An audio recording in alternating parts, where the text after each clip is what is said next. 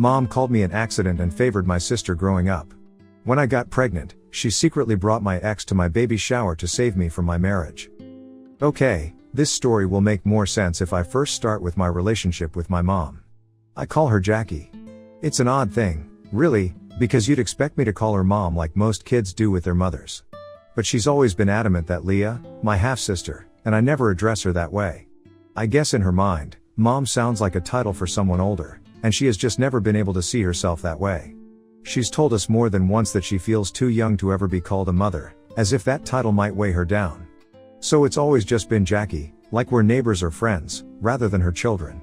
Jackie was in high school when she got pregnant with me, and the pregnancy wasn't something she or my biological father, Avery, had planned. In fact, she always refers to it as an accident, a word that's weighed heavily on me over the years, whether she realizes it or not. Jackie and my dad were high school sweethearts, but they were young, reckless, and not exactly thinking about consequences when they ended up in this situation. When my dad found out Jackie was pregnant, he made it clear that he wasn't interested in being a partner to her. He agreed to pay child support and to only be there for me, but that was where his involvement ended. He wasn't going to play house with her or continue on with their relationship. This crushed Jackie, though she doesn't always admit it. She'd had expectations, however naive, of what their relationship might be like, and maybe in some small part, she believed that having a baby would make things more serious between them. But my dad didn't see it that way, and the reality of that shattered her. When I was born, things between Jackie and my dad didn't improve. In fact, if anything, they got worse. Jackie couldn't let go of the resentment she held toward him, and it showed every time he came around. My dad would come to pick me up for visits or just stop by to spend time with me, but instead of keeping things civil, Jackie would almost always pick a fight with him. She seemed to look for reasons to argue, even when there wasn't anything to argue about. She would lash out at him, sometimes over small, petty things, and other times over bigger issues mostly centered around her anger that he didn't want to be with her. I was too young to understand what was really happening at the time, so I didn't question her whenever she spoke poorly about my dad. Jackie would say things like, "He doesn't love you enough to marry me," or "Fathers are supposed to take care of their families, and your dad's just a deadbeat." As a child, I didn't have the capacity to process what she was really saying. But as I got older, I started to see things differently. I began to realize that my dad wasn't the villain Jackie made him out to be. In fact, he was the opposite. He was consistent. He visited me every weekend without fail, always on time, and always eager to spend time with me. He never missed a child support payment, and I could tell that he genuinely loved being around me. I could feel that he cared about me, even if he and Jackie didn't have a good relationship. The more I grew up, the more I understood that my dad was doing everything he could to be a good father, despite the circumstances. He wasn't perfect, but he certainly wasn't the deadbeat Jackie claimed he was. He was there for me, and that's what mattered most. When I was 6 years old, Jackie met Mike, the man she would go on to marry and who she now calls the love of her life. It was kind of surreal watching her with him, seeing how different she could be. Mike's a nice guy, really laid back, and from the beginning, he accepted me as part of his life without any hesitation. He's always treated me like his own daughter, which has meant a lot to me, especially considering how complicated my relationship with Jackie has always been. Mike was never the problem. He was steady and kind, and he made an effort to be there for me in ways that Jackie often didn't. Not long after they got married, Jackie became pregnant again, this time with my half-sister, Leah. When Leah was born, I was thrilled. I loved her from the start, and over the years, we've grown incredibly close. She's my best friend, and I'd do anything for her. But as much as I adore Leah, there's no denying that Jackie's treatment of the two of us has always been painfully unequal. From the time Leah was born, it was obvious that she was Jackie's favorite. Jackie showered Leah with love and attention in a way that I never experienced. I would watch them together, Jackie lighting up around her, doting on her, buying her pretty little dresses with matching shoes, and making sure she had every toy or thing her heart desired. Leah was, and still is, the apple of Jackie's eye. Meanwhile, I felt like an afterthought. Jackie was distant, almost cold toward me. She would hardly ever spend time with me, and when she did, there was this underlying tension, as if my very presence bothered her. Of course, it made me jealous. How could it not? I watched my sister get all the love and attention I craved from Jackie, and it hurt. It's not like I didn't try to win Jackie's affection, I did. But my requests for things, whether it was something as simple as a new dress or a toy I liked, were usually ignored or brushed off. Sometimes, instead of getting something new, she'd hand me my cousin's old things and tell me I didn't need anything new anyways, and that I should stop wasting unnecessary money. It's hard to put into words how much that kind of favoritism can sting. It's not just about the material things. It's the emotional distance, the way Jackie seemed to reserve all her warmth and affection for Leah, leaving me to feel like an outsider in my own family. And even though I love Leah with all my heart, I'd be lying if I said it didn't hurt to see my own mother treat her so differently, as if Leah were her only child. Every year, when Leah's birthday rolled around, it was a big event celebrated with a level of extravagance that made it clear just how much Jackie adored her. The parties were always filled with decorations, gifts, and an excited crowd of family and friends. There would be balloons, cake, and a whole lot of fuss made over Leah, and you could tell that Jackie poured her heart into making those days special. It was the kind of birthday every kid dreams of. In contrast, my birthdays always felt like an afterthought. I was never allowed to invite friends over for a party, not once. Some years, the extent of my celebration was Jackie ordering a pizza, and that was it. There was no cake, no decorations, no excitement. Just a simple pizza delivery, and the day would pass without much attention. I remember how much it stung to see the stark difference between the way Jackie celebrated Leah's birthdays and the way mine were barely recognized. It felt like another reminder that I wasn't as important to her, that I didn't deserve the same love or effort. When I got older and started pointing out to Jackie how unfair it was, she didn't try to explain herself or make things right. Instead, she'd snap back at me with a cold response like, "Go cry about it to your dad," as if he were somehow to blame for the way she treated me. She'd say things like, "This is all his fault," shifting the blame away from herself and onto him as if her favoritism had anything to do with my dad's actions. It was her way of deflecting, of refusing to acknowledge the hurt she was causing. My dad, though, always tried to make up for it in whatever way he could. He knew how much birthdays meant to me, how special they should feel, and he never failed to be the first one to call me and wish me a happy birthday, right at midnight. He'd buy me gifts and try to make the day feel special, even if it wasn't the same as having a big celebration. He noticed, too, how differently Jackie treated me and Leah, and it upset him. I remember a couple of times when he tried to talk to Jackie about it. He wasn't confrontational, he just wanted to understand why she couldn't treat us both with the same love and care. But those conversations never went well. Instead of listening, Jackie would lash out, and it would quickly turn into a screaming match. She'd tell him to keep his opinions to himself and that he had no right to comment on how differently she raised Leah because she was married to Leah's father, not him. She made it clear that, in her eyes, the fact that Mike was Leah's dad gave her permission to treat Leah better. It was as if my dad's involvement in my life automatically disqualified me from receiving the same level of love or attention. That hurt more than anything. It felt like I was being punished for something that wasn't even my fault. When I went away to college, it became even clearer how little my presence really mattered to Jackie. If anything, I think she was relieved to finally have me out of the house. I noticed it in the way she acted like a weight had been lifted off her shoulders. She rarely called, and visits from her were practically non-existent. The few times I did hear from her, it felt more like an obligation on her part rather than any genuine desire to know how I was doing.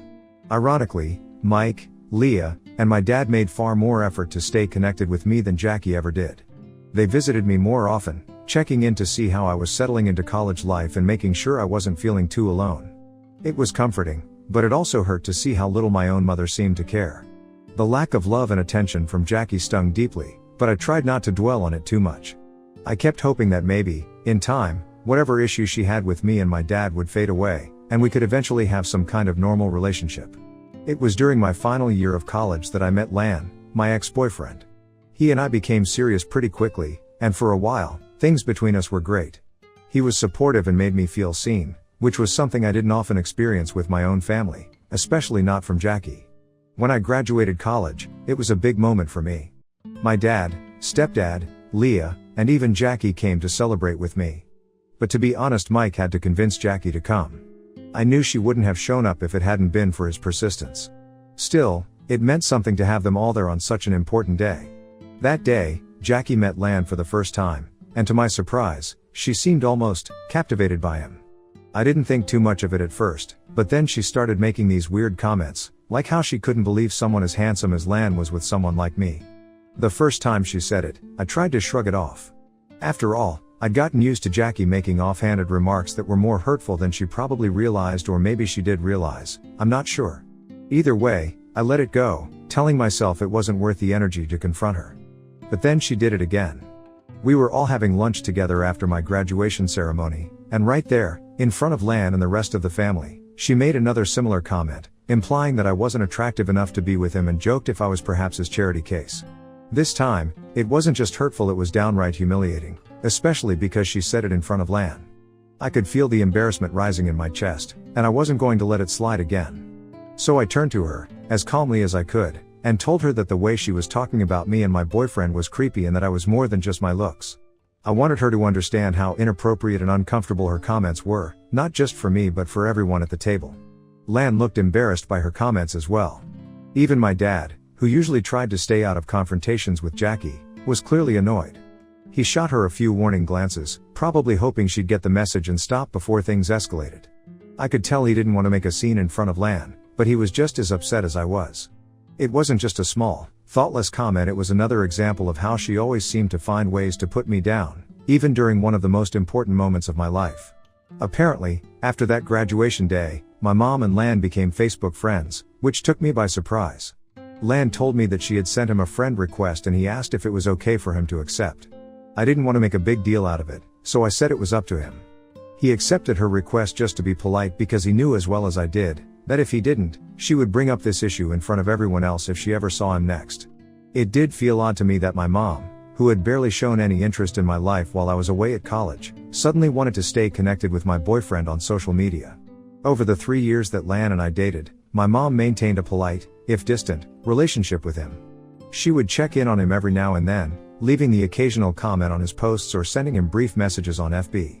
It wasn't anything overtly suspicious, but there was always an air of familiarity between them. Jackie never gave me that kind of attention, but with Lan, she seemed more engaged.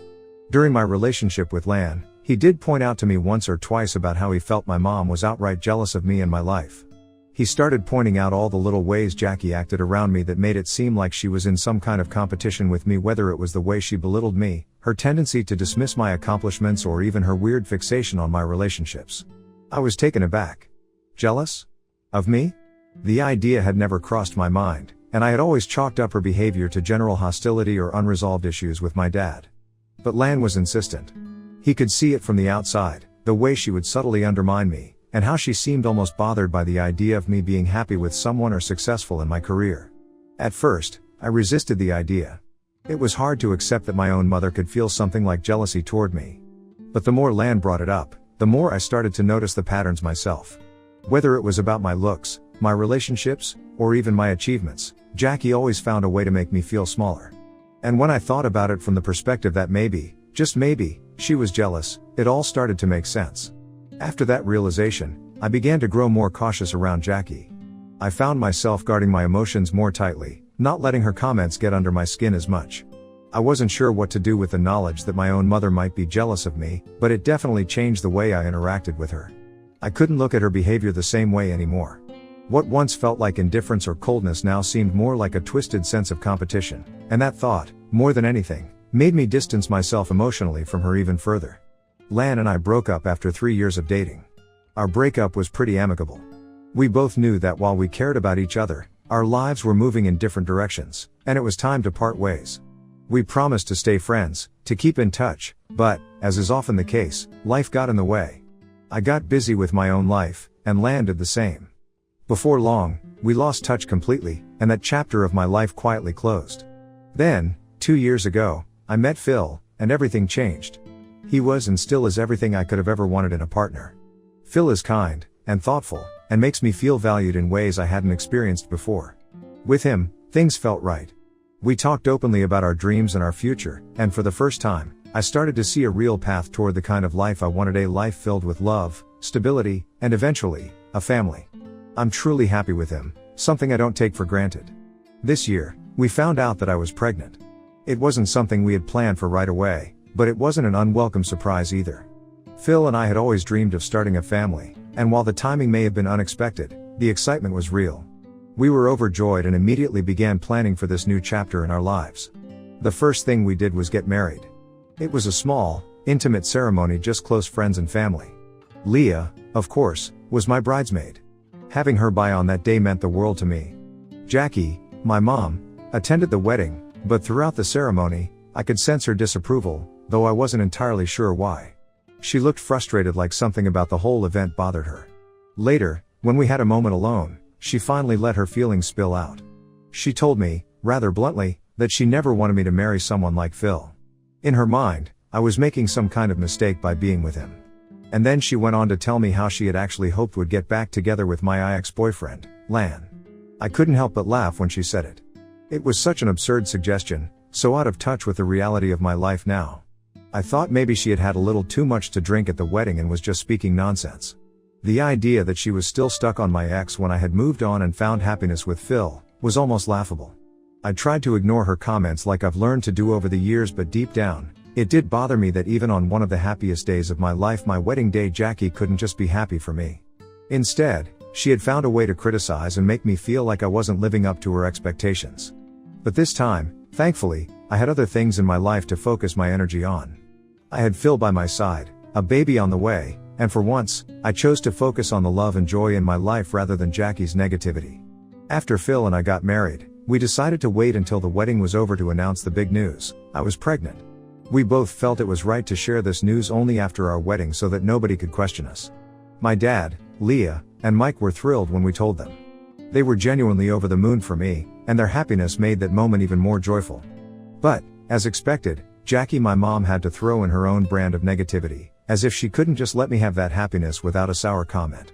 She started by questioning whether I was sure about having a child, making remarks about how I might regret jumping into motherhood without first enjoying married life with Phil for a few years. Her words took me by surprise. It felt like she was projecting her own regrets or unresolved issues onto me. I couldn't believe that, even in this joyous moment, she couldn't support me without making me second-guess myself. But this time, I didn't let her words slide. I was becoming a mother, and the thought of her trying to belittle or overshadow my happiness, and worse, potentially doing the same to my child, made me stand my ground in a way I never had before. I calmly reminded her that I was not her and that I would never regret having a child with the man I love. I made it clear that no matter what the timing was, I had no doubts about becoming a mother. For so long, I had let her walk all over me, picking apart my decisions and making me feel small. But this time was different. I wasn't going to allow her to manipulate or undermine me anymore, especially when it came to my family. That's when Jackie revealed her true feelings. She said that she couldn't believe that I, the daughter she had always treated as second best, was the first to get pregnant and give the family its first grandbaby, and that she had always expected Leah to win. As if this wasn't enough, Jackie then went on to justify that she just wasn't ready to be a grandmother so soon, and accused me of trying to ruin her reputation in her social circle by having a baby so soon after getting married. Hearing her say that was like a slap in the face. Not only did she outrightly insult me, but now my pregnancy, my joy, was somehow an inconvenience to her image. It was a shocking display of selfishness, even for Jackie. She wasn't worried about me or my future as a mother, she was only worried about how she would look to her friends. At that point, I had had enough. I firmly told her that if she truly felt that way, she wouldn't have any role in my child's life. I told her that if her reputation was more important than being a supportive mother and grandmother, then she was officially banned from my child's life, and I would be going no contact with her. The conversation quickly escalated into a huge argument, with emotions running high on both sides, but I asked her to leave. Ever since then, Jackie has been sending me multiple messages trying to guilt-trip me into apologizing to her for my outburst. She says she just wanted to be truthful about how she felt and has accused that my pregnancy hormones have made me overly sensitive. She thinks as my mother she has every right to voice doubts about my quick marriage and pregnancy. Ida, if I just cut Jackie off from my life after the way she has treated me? Update 1. It's been a week since my last update. So, in the end, Jackie had no choice but to back down. Leah and Mike apparently called her out for being insensitive towards me and asked her to let this matter go. It seems, for the first time, Jackie has also realized I was serious about cutting her out of my life and understood that I wouldn't tolerate her toxicity anymore, especially when it came to my child. She has reluctantly apologized to me, promising not to be so negative about my pregnancy or my marriage again. Update 2. Well, buckle up because I have got an update for y'all that I could have never seen coming. 3 days ago, Leah threw me a beautiful baby shower. Everything was perfect, just as I had imagined. Jackie, of course, was present, though she seemed unusually nervous that day. I noticed that she kept glancing at the door as if she were expecting something or someone. The moment the doorbell rang, everything changed. Jackie practically jumped off the couch and made an announcement to the room. She had a surprise for everyone. I had no idea what to expect. I thought it might be something small, maybe a gift or a guest I wasn't expecting, but I could never have predicted what would come next. To my complete shock, it was Lan, my ex-boyfriend. He looked beyond uncomfortable, clearly out of place, as my mom dragged him into the room, parading him in front of everyone like some bizarre spectacle. I was completely confused. This was my baby shower, my special day, and yet here was my ex, standing in front of me. I couldn't understand what was happening. My mom then told me how she had talked with Lan for weeks and had convinced him to finally show up and give me a second chance. She then looked at me and told me that she knew how I was settling for less by being with Phil, but that I did not have to worry anymore as Lan was here for me. Suffice it to say, my guests were all horrified, exchanging shocked glances after hearing what my mom had to say. I kept looking from my mom to Lan, trying to comprehend what was unfolding. That's when Lan, looking both embarrassed and apologetic, started speaking. First, he apologized for interrupting the baby shower and told me how he never wanted to be here, which only added to the confusion swirling in my mind. Then he continued to tell me how my mom had hounded him on Facebook, sending him relentless messages, wanting him to profess his undying love for me. She was convinced that he and I were meant to be together and that I was making a terrible mistake by having a baby with Phil. My mom, in her deluded state, had told him that I was wasting my life by becoming a mother so soon and that she wanted him to take me away. The whole thing was so absurd, I could hardly believe what I was hearing. Lan explained that he had no intention of rekindling anything between us, but he felt like he needed to come and tell me, face to face, just how vile my mother had been acting behind my back. He was there to expose my mother's manipulative behavior. As he spoke, I could feel the tension in the room rise. Everyone was staring at my mom, whose face had gone bright red with embarrassment. She had clearly never expected him to speak of her that way. Lan then turned to Jackie, and with a firm voice, he told her she needed to stop messaging him. He said she needed to move on with her life and had no right to sabotage my baby shower or my life.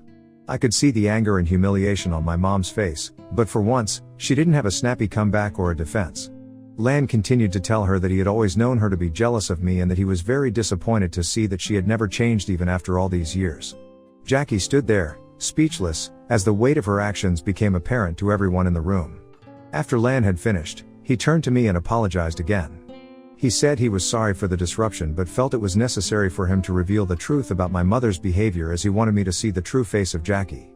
Before leaving, he handed me a small gift he had brought for my baby, which was really sweet of him. Despite the awkwardness of the situation, I thanked him for coming and for having the courage to tell me what was going on. Without his honesty, I don't know if I would have ever believed that my mom could do something like this, plotting behind my back, trying to continue to sabotage the most important moments of my life. After Lan left, the room was filled with an uncomfortable silence, and all eyes were on my mom, who looked like she wished she could disappear. She was on the verge of tears, overwhelmed by humiliation. I could hardly believe what had just unfolded. My own mother had tried to undermine me in the most hurtful way imaginable. That moment solidified everything I had long suspected, that my mother wasn't just difficult or critical, she was actively working against me, driven by her own insecurities and jealousy. Since then, both me and Leah have had no contact with Jackie. The rest of the family who were also present during my baby shower have spread the word around and no one wants anything to do with my mom now. My dad has threatened Jackie to stay as far away from me as possible. I am still unable to comprehend the lengths my mother can go to try to sabotage my life. Update 3, it's been 8 months since my last update. For everyone asking, our baby was born healthy and is doing well. Phil and I are great. Leah, my dad, and Mike have visited us several times and we all meet up regularly. None of us are still not in contact with Jackie. Mike is currently separated from her. It turns out that after he found out and confronted her about everything, she refused to apologize to any of us and tried to justify her behavior. He finally realized that if she could treat me, her own daughter, in such a horrible way, then there was no guarantee that she wouldn't do the same to him or anyone else she claimed to care about. Her selfishness knows no bounds, and he understood that he was better off without her.